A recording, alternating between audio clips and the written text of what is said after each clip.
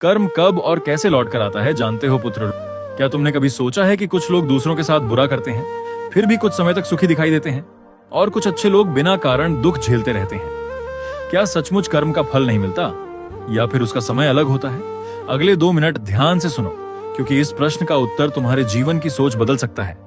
वत्स, कर्म कभी नष्ट नहीं होता, वह बीज की तरह होता है।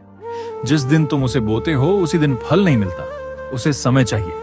ठीक वैसे ही हर अच्छा और बुरा कर्म अपने समय पर परिणाम देता है। बहुत से लोग सोचते हैं कि यदि आज उन्हें कोई दंड नहीं मिला तो शायद वे बच गए, लेकिन प्रकृति जल्दबाजी नहीं करती, वह न्याय करती है।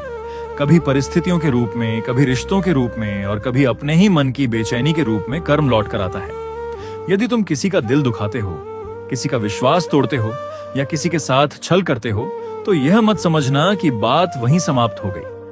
कर्म रास्ता नहीं भूलता, वह लौटता है, कभी उसी रूप में, कभी किसी और रूप में। और यदि तुम बिना स्वार्थ के किसी की सहायता करते हो, सत्य का साथ देते हो, और कठिन समय में भी सही मार्ग नहीं छोड़ते, तो उसका फल भी अवश्य मिलता है। भले ही देर लगे, पर वह फल ऐसा होता है जिसे कोई छीन नहीं सकता। इसलिए दूसरों के कर्मों की चिंता छोड़ो, अपने कर्मों पर ध्यान दो, क्योंकि तुम्हारा भविष्य तुम्हारे आज के कर्मों से बन रहा है। याद रखो वत्स, समय सबका बदलता है, लेकिन कर्म का लेखा कभी नहीं बदलता। इसलिए ऐसा जीवन जियो कि जब तुम्हारे कर्म लौट कर आए तो वे तुम्हारे लिए सुख, सम्मान और शांति लेकर आए, पछतावा नहीं।